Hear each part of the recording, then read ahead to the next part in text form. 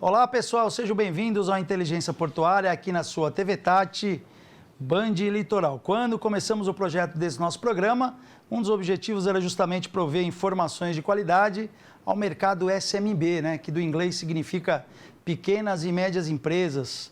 Como que essas corporações conseguiriam fornecer soluções, serviços e inovação ao maior complexo portuário da América Latina, o Porto de Santos, e aos demais portos do Brasil. E hoje a gente recebe um especialista para falar justamente disso. Estou falando de Wlainer Ortiz, o nosso colega aí, consultor em gestão empresarial, também é um dos comentaristas do Inteligência Portuária, participa de hoje da edição do nosso programa. Seja bem-vindo, Wlainer. Antes de começar o erro ou não provocar o erro, Wlainer Ortiz ou Wlainer Ortiz? Wlainer Ortiz. É um prazer estar aqui com você. Muito obrigado. Wlainer vem da onde? Alguma ascendência europeia, alemã? Alemão. Parte de pai ou de mãe? Parte de mãe. Por parte de mãe. A avó. Isso. Legal. Então, você que está em casa, pessoal, não esqueça, hein? Wlainer Ortiz, um dos comentaristas do programa Inteligência Portuária, falando um pouquinho de negócios, vidas, empreendedorismo e inovação aqui no nosso programa. Wlainer, eu começo fazendo uma provocação para você, no bom sentido, né? Empreendendo vidas e negócios. Resumidamente, o que significa isso? Significa que a empresa é resultado do empresário que está por trás dela. Quando nós ajudamos o empresário a empreender, nós automaticamente estamos provocando um reflexo em sua vida, dando a ele mais qualidade de vida, mais condição de desfrutar aí da sua vida, né? De desfrutar dos esforços, do empreendedorismo dele na sua empresa. Tem uma frase que é muito famosa, como costumo sempre relembrá-la, né? Que diz, né? Eu acredito ela, a Alexander Mandic, que é um dos precursores da internet no Brasil, né? Fundador daquela Mandic BBS, depois veio o IG, enfim. Ele falava que quem tem empresa tem saudades de patrão, né? Justamente por causa dessa sistemática de ter o salário em dia, o pagamento ali, não ter as responsabilidades. Empreendendo vidas e negócios vai também de encontro com esse choque que o empresário tem, quando principalmente ele vem do mercado privado, onde ele foi funcionário e depois ele se depara com uma realidade de ter que ser patrão? Porque são duas mentalidades diferentes, né? Nós somos criados desde pequeno para sermos funcionários, né? Emprego dos sonhos. Né? A gente ouve, a partir de uma certa idade, aquela frase dos nossos pais, né? Estuda, meu filho, para um dia você ter um bom emprego. Ninguém fala para você estuda, para um dia você ser um bom empresário. Né? Então, ali já mostra o que é que nos espera lá na frente. E assim nós vamos para a faculdade também, buscando se tornar um especialista em determinada área, né? E não um empreendedor, né? E em algum momento isso chega num conflito, né? Porque você, quando decide empreender, você está abrindo mão do lado especialista, teoricamente, né? Para ser um empreendedor, né? No seu negócio, né? Para investir capital, inteligência numa determinada área. Mas os hábitos de ser funcionário falam mais forte em grande parte das vezes. E aí o empresário acaba ficando muito no operacional, que é onde ele conhece aquilo que ele foi formado, e o estratégico e gerencial acaba ficando um pouco no segundo plano, ou pelo menos não recebe toda a principal atenção que deveria ser, porque ele está muito ocupado nas questões operacionais do seu próprio negócio, né? É isso. Quem trabalha muito não tem tempo de ganhar dinheiro, né? Também é outra frase famosa, né? A não ser que trabalhe estrategicamente para o seu negócio, né? Quem trabalha muito e trabalha no operacional, né, está preocupado em resolver o problema do cliente, do funcionário, o contador, coisas que poderiam ser delegadas por alguém e acaba ele mesmo fazendo. Então, falta tempo aí para empreender e prever aí, inovar no seu negócio, né? Agora, Wlainer, falando um pouquinho já do mercado portuário aqui na região da Baixada Santista, né? A gente tem grandes players operando, né, a lâmina d'água, operando a concessão de movimentação de cargas no Cais Santista, né? Margem direita, margem esquerda do Porto de Santos. Então, são empresas com grandes processos de gestão, com um aporte de investimentos internacionais, algumas delas multinacionais, enfim. Teoricamente, são empresas que estão preparadas mais com essa visão, né? Para recrutar, para colocar os seus CEOs, o seu pessoal estratégico em cada posição. Porém, eles tomam serviços da região, que são os pequenos e médios empresários, né? Como é que você visualiza esse fornecimento, essa cadeia de serviços e produtos para o Porto de Santos, partindo do princípio que o micro e pequeno empreendedor ainda ignora a questão da visão, da missão e do valor do seu negócio? Por que é tão difícil identificar isso, esses 3 pilares? Então, é porque normalmente o empresário vê a sua empresa como um lugar para ele trabalhar, que é muito a posição de técnico no seu negócio, o lado técnico dele, não o lado empreendedor. Porque se é o lado empreendedor, ele vai buscar na missão o porquê da empresa dele existir, né? Qual é o seu grande porquê? Você abriu a sua empresa para prestar que tipo de cura para o mercado, né? E muitas vezes a pessoa não sabe responder, né? Isso, ou não tem isso muito bem afiado, né? Qual é o grande porquê do teu negócio? Qual é o grande porquê do teu cliente, né? Que você visa responder, entender. Então, se torna um pouco difícil parar para pensar isso, a sua bússola, né? A sua missão, visão e valores, porque é a alma do seu negócio. Normalmente se foca muito num produto ou num serviço. Eu tenho tal produto, serviço, mas não se pensou primariamente na cura que você quer fornecer, ou seja, qual é a necessidade, que segmento você quer atender, que necessidades você identificou nesse segmento que eles têm, que benefício eles querem receber, para poder, então, criar uma missão, a sua empresa, para entregar isso para o seu cliente, né? Falta, às vezes, parar para pensar um pouquinho isso, né? Quando a gente pergunta para a maioria qual é o grande porquê do seu negócio, qual a sua proposta de valor, qual é a cura que você leva, qual é o seu diferencial, por que alguém sairia de Praia Grande e viria até Santos para fazer negócio com você e não com alguém de Praia Grande? Pessoas tremem, né? Ficam, é o preço? Não, preço não. Você tem que falar de valor, não de preço, que são coisas diferentes, né? Então, falta um pouco criar essa identidade para a sua empresa, né? Por que ela existe? Como que você quer que a sua empresa seja vista, né? Como sua grande visão de futuro. E os valores que é a base da sua cultura, né? O que é que pode, o que é que não pode, quem quer alcançar determinada missão, determinada visão, entregar determinada missão, precisa se comportar de que maneira na sua empresa, né? Porque isso se torna a alma do negócio. É muito fácil chegar num restaurante e perguntar, o que é que você faz? Vendo comida. Não, comida um boteco vende. Mas por que alguém viria aqui, eu gostaria de vir aqui comer com você? O que é que você oferece aqui, né? Qual é a experiência, né? Qual é a experiência que você dá para essa pessoa? Esse é o seu grande porquê, né? Abrir um negócio por quê? Para oferecer tal tipo de solução. Uma experiência gastronômica única, né? Para encantar meus clientes. Então, um porquê nesse nível aí, né? Porque aí o resto tem que gerar em torno disso. Porque se você quer fornecer essa solução, né? Como é que tem que ser o atendimento que você tem que dar? É um reflexo disso, né? Quem quer dar uma experiência, por exemplo, gastronômica única, tem que ter o banheiro em que grau de limpeza? Né? Como é que você vai atender o telefone e tirar uma dúvida de um cliente? São as interfaces de contato do cliente contigo, é onde você entrega a tua missão, é onde você expressa a sua experiência, né? Então, a limpeza, o atendimento, né? no balcão, como você tira a dúvida. As certificações, né? As certificações que você tem. Então, tudo isso fornece uma experiência única, você impacta o teu cliente quando você entrega uma experiência dessa para ele, né? Então, o grande equívoco, que eu diria, é a gente achar que focar no produto. Por exemplo, o dono de uma cafeteria achar que o negócio dele é oferecer café. Se for para oferecer uma café, eu fico na minha casa, que eu tenho uma máquina maravilhosa do meu lado. Por que eu vou numa cafeteria, então, né? Eu vou lá em busca de uma experiência. E faz parte dessa experiência a qualidade do lugar onde eu estou sentado, como a pessoa me atende, a beleza do lugar, a experiência que eu tenho ao ser atendido, se é confortável ou não, tudo isso faz parte de uma experiência, né? Então, eu acho que para você ser escolhido como uma empresa que vai prestar um serviço, você precisa definir primeiro qual é a experiência que você vai entregar para o teu cliente, né? Agora, falando das certificações, a gente tem a cadeia ISO, né? O complexo portuário ele é muito regido por algumas certificações. As ambientais, as de cargas perigosas, enfim, as próprias certificações de qualidade total, enfim. Cria uma certa sinergia quando eu vou para um pregão, né, com um terminal portuário privativo, ou aceito uma carta convite para fornecer um produto ou um serviço.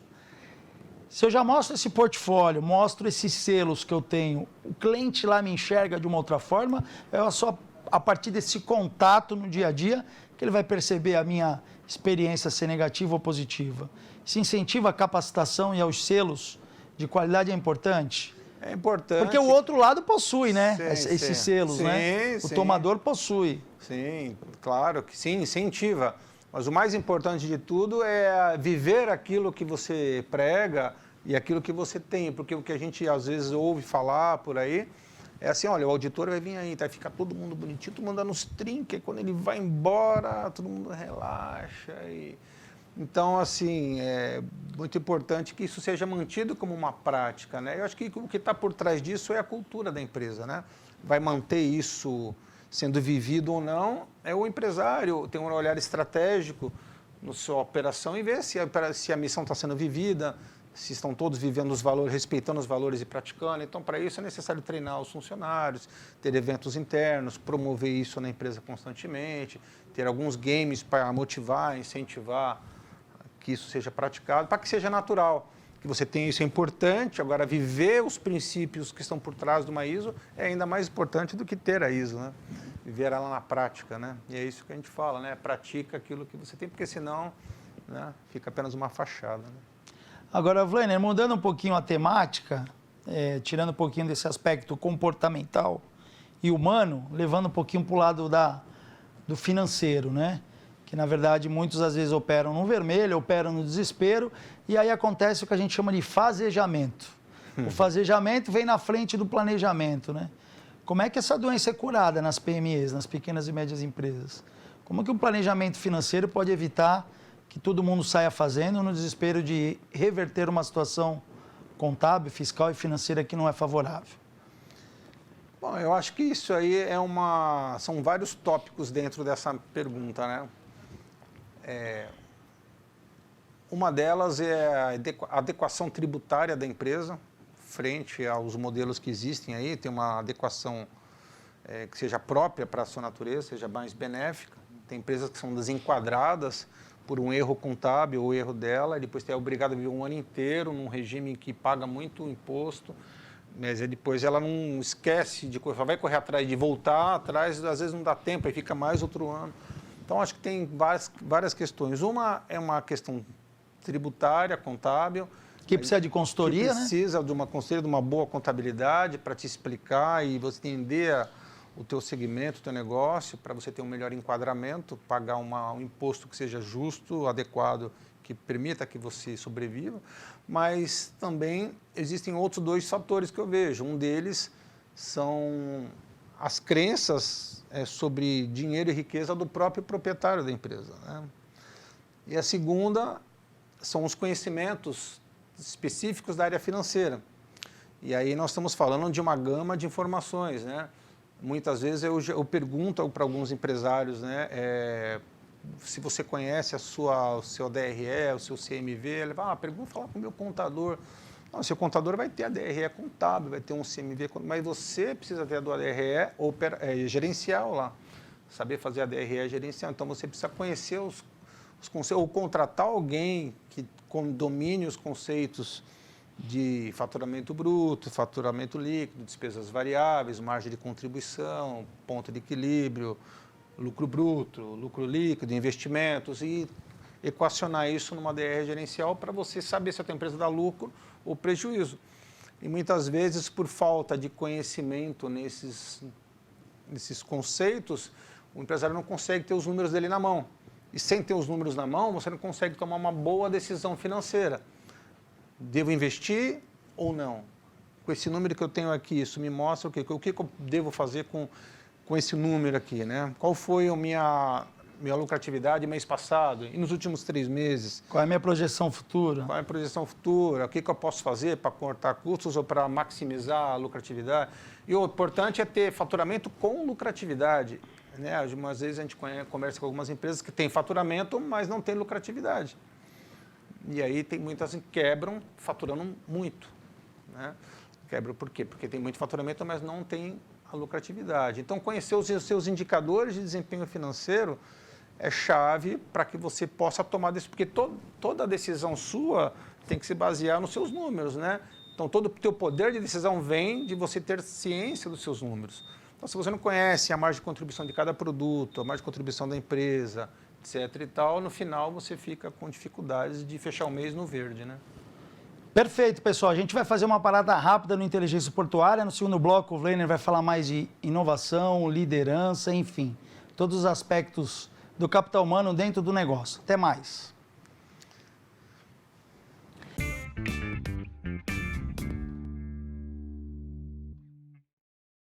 Voltamos com a Inteligência Portuária dessa semana, recebendo o consultor empresarial de negócios, expertise aí em empreendedorismo, liderança, treinamento, capacitação, enfim, uma área vasta que o Wlainer toca lá na sua consultoria, também é um dos comentaristas do nosso programa. Falando nisso, Wlainer, qual é o cardápio que o Instituto tem? E fala o nome do Instituto para a gente. É Line Instituto Santos. Especializado em? Estratégias de empreendedorismo e gestão, na verdade, especializado em ajudar os empresários a se transformar nos empreendedores que eles precisam ser para que o seu negócio possa prosperar e continuamente inovar e evoluir, né? Falar um pouquinho, Wlainer, nessa questão da gestão do tempo. Não dá para se falar em capacitação empresarial no fornecimento para uma cadeia tão complexa quanto é a portuária, sem falar do tempo, né? Nós temos aí complexos portuários batendo cada vez mais recordes em todo o mundo.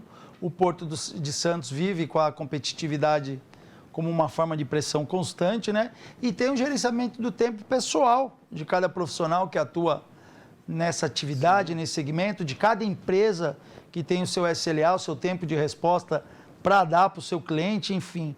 Fala um pouquinho dessa questão do gerenciamento do tempo, passando pelas empresas e pelas pessoas em si, como que a gente consegue consertar o reloginho do nosso organismo? Então, na verdade, existem algumas estratégias para ajudar você a fazer uma melhor gestão do tempo que você tem disponível para que você seja mais produtivo e tenha menos estresse. O objetivo é esse, né? Tem que parar de correr e começar a caminhar, né? Mais produtividade, menos estresse, né? Porque existem muitos ladrões do tempo. Existe o ladrão da satisfação instantânea, que é as redes sociais. Satisfação instantânea. Você abre ali o teu celular, rapidamente você vê notícias, etc. Postagem no Instagram, Facebook, WhatsApp, YouTube. E quando você percebe, foi meia hora, foi uma hora. Então, se você não deixar isso para um determinado horário do dia para que você faça aquilo, a tendência sua é pegar o celular toda hora na mão e dar uma olhadinha, porque apita, toca um sinal e... Então, um dos ladrões do tempo, né, são as redes sociais. A própria tecnologia, né? A própria tecnologia, que ela nos ajuda, mas sem uma metodologia para você, que nem e-mail, a mesma coisa. Né? Se você não determinar um horário para você parar e ver e-mails, você vai olhar a cada hora que chega e-mail, você não vai sair da frente do e-mail. Então, você tem que ter algumas estratégias para que isso não roube o teu tempo de produção durante o dia. Né? E aí é questão de priorização, né? Priorizar uma coisa em detrimento de outra. Você vai ter que, né, deixar isso de lado, porque aquele que é circunstancial está batendo toda hora na tua porta pedindo um tempo seu. Mas se você não for estratégico, não colocar um horário para atender aquilo, em determinado tempo, você não consegue produzir nada, não consegue ser focado, né?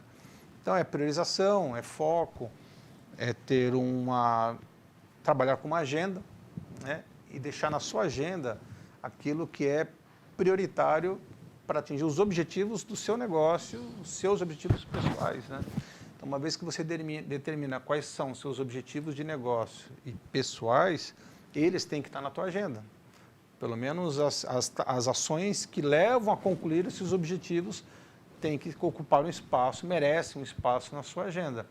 E só vai ter um espaço na sua agenda se você usar um outro tempo, outro momento para poder ver redes sociais, ser e-mail, responder, né? Você colocar isso também na sua agenda e respeitar a sua agenda, né? Depois chegar lá, deixa eu ver. Então, uma técnica boa é chegar no fim de semana, no domingo, e você planejar como vai ser a sua semana, né? De segunda a sexta, sábado. Você planejar, você colocar na sua semana... Plano de voo, né?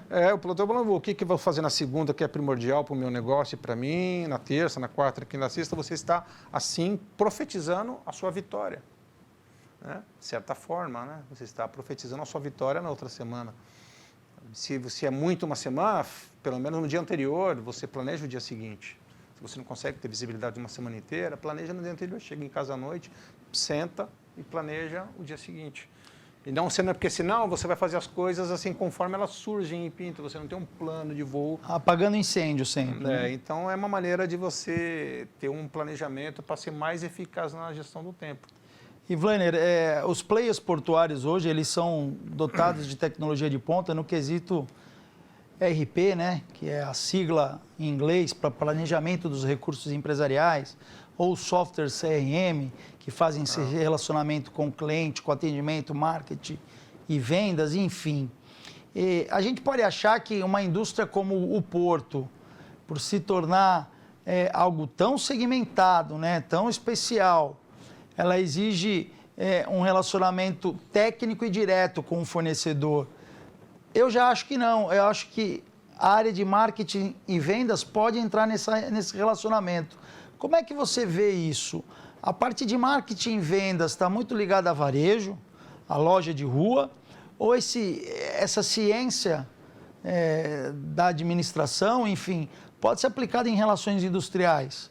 Quando eu, por exemplo, quero fornecer para a cadeia portuária, para a cadeia da indústria do petróleo, enfim, para outras indústrias, o agronegócio, enfim. A minha empresa, sendo uma pequena e média empresa, ela pode ter essa visão de marketing e vendas? Pode. Sair daquele tradicional boca a boca? Sim, eu acho que pode e deve. O importante é que ela tenha o seu próprio plano de marketing, né? Que ela use de algumas estratégias de marketing para poder ser relevante para o seu público-alvo, né? Porque o marketing, ele está grávido das vendas, não é verdade? Nós fazemos o marketing apenas para oportunizar momentos de vendas. E lá, sim, você vai fazer a sua venda. Então, são dois segmentos que se complementam. Um não existe como assim, o outro, um complementa o outro, né? Ou cria um momento para o outro. Então, uma das estratégias, você já deve ter visto em as revistas que ficam na banca de jornais expostas lá, Veja, Isto É, entre outras, que ficam expostas e ela fica com uma manchete em letras garrafais e embaixo tem um texto com uma letra um pouco menor. Então, aquilo é uma estratégia de marketing já para poder pegar as pessoas que estão passando por ali, né, chamar a atenção delas com uma manchete impactante. A pessoa queira chegar mais perto para ver, chegando mais perto ela vê uma outra manchete que desperta o desejo e o interesse de a pessoa comprar revista. Então é uma estratégia AIDA aí por trás do marketing, né, que tem o objetivo de chamar a atenção, despertar o desejo, o interesse e levar a pessoa a ter o desejo de agir e comprar o teu produto, né? Então é uma maneira de se posicionar, né, de se posicionar no mercado e mostrar por que você é diferenciado, né? Qual é a cura que você leva. A gente fala que existem dois marketings, né? O marketing da cura e o marketing da esperança. Da esperança você torce para que as coisas deem certo, né? Tal, conta com relaciona mais o marketing da cura, não.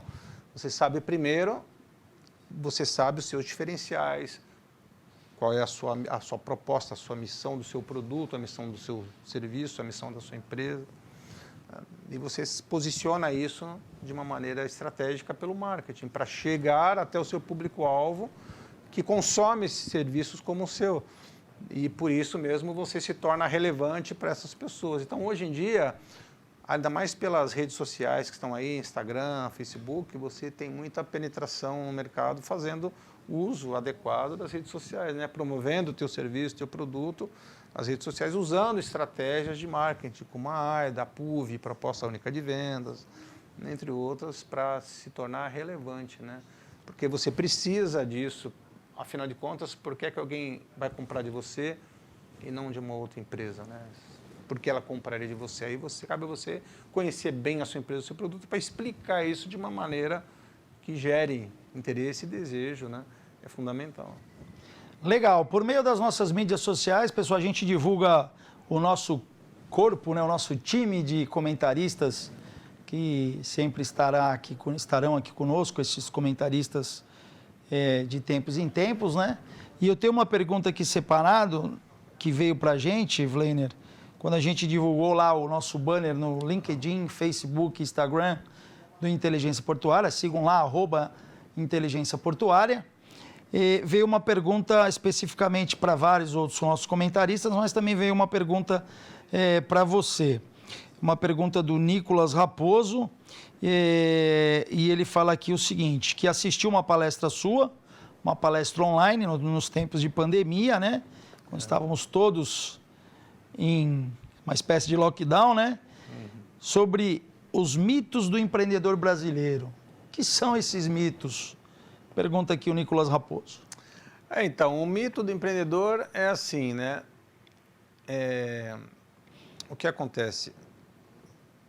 Existe uma realidade nossa, que é quando desde que a gente nasce, a gente é criado, como eu comentei no começo, para ser funcionário, né? Para fazer carreira numa empresa. Para ter um emprego, não um trabalho, né? E vai subindo aos pouquinhos, quem sabe um dia virar um diretor, um presidente, né?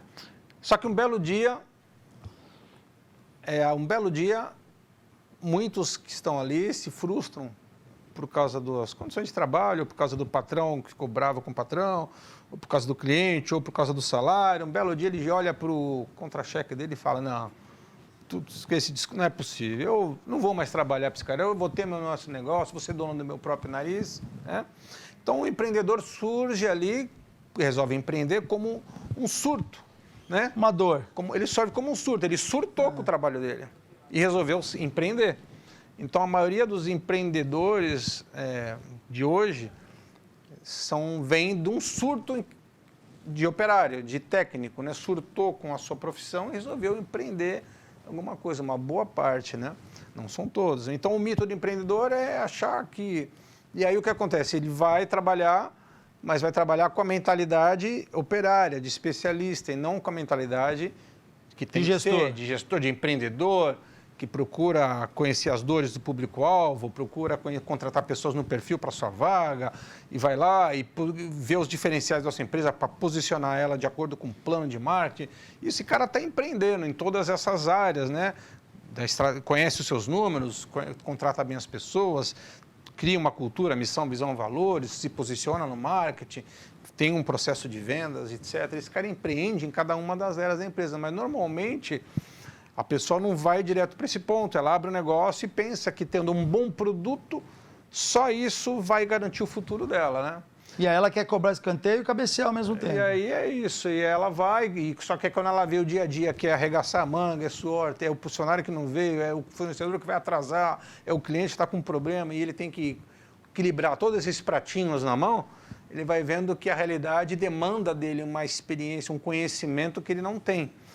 E aí é aquela coisa, eu penso que eu estou empreendendo, coloquei uma placa, botei pessoas para dentro, contratei, eu estou empreendendo, sou empreendedor, se acha empreendedor ali, mas quando começam a cair os pratinhos, porque ela não consegue dar conta de tudo, e ainda tocar a vida pessoal dela, começa a falhar a qualidade com o cliente, começa a dar um furo no produto, começa a acontecer uns problemas, ela percebe que ela não é o empreendedor que ela achava que ela era. Então, existe aí o mito do empreendedor, de se achar um empreendedor, mas não é porque faltam esses conhecimentos, essa visão. Porque nós estamos aí, desde que nascemos, criados para ser operários, técnicos, e não gestores, e não empreendedores. Então, raramente uma pessoa desponta no meio da multidão como alguém já capacitado, um empreendedor nato, né? É muito difícil isso, as pessoas vão aprendendo com a experiência. Então, é necessário investir em capacitação, investir em criar um hábito de empreender. Empreender o quê? Em cada uma das áreas do seu negócio. O seu negócio se constitui por contratar bem pessoas, mas também conhecer os números, conhecer bem o produto, sim, mas também conhecer a missão do seu negócio, saber treinar as pessoas estrategicamente. Então, é um conjunto de visões, assim, uma visão sistêmica, né, onde você empreende em várias áreas, né, como se estivesse criando colunas para a sustentação de um prédio. A cada coluna que você ergue é uma sustentação melhor para o prédio, né? Então, uma coluna do conhecimento técnico, mas a coluna do conhecimento financeiro, estratégico, gestão de pessoas, de marketing, de vendas, gestão do tempo. Então, é necessário empreender desenvolvendo essas colunas de sustentação. E isso passa por conhecimento, capacitação para desenvolver esse hábito de empreender. Então, com o tempo, com treinamento, capacitação, reflexão, prática, esse empreendedor vai voltando, né? Porque muitas vezes a pessoa foi empreendedora na hora que ela abriu o negócio. Na hora que ela abriu, ela foi empreendedor, né? Porque ela chegou e falou, puta, eu tenho uma ideia, isso aqui, agora eu vou abrir uma segunda ali e tal. Mas quando vem os problemas do dia a dia e ela tem que resolver todos eles, ela começa a deixar a desejar na parte de empreendedorismo e se conecta mais na parte operacional e técnica do negócio, né? E aí, quando a linha da esperança sai em cena e começa a entrar a linha da realidade, né? Werner, 15 segundinhos para você se despedir. Nosso tempo é curto sempre em TV. Satisfação tê-lo aqui. Obrigado pela presença e até a próxima, se Deus quiser. Obrigado pela oportunidade. É necessário apenas entender que para desenvolver a região é preciso passar primeiro pela capacitação, a preparação. E isso vem com treinamento, com adequação da visão, com o desenvolvimento de uma postura empreendedora. Legal, pessoal. Esse foi o Werner Ortiz, um dos comentaristas da Inteligência Portuária. Voltamos na semana que vem. Não esqueçam de seguir o nosso programa nas mídias sociais, @Inteligência Portuária. Um forte abraço a todos. Valeu!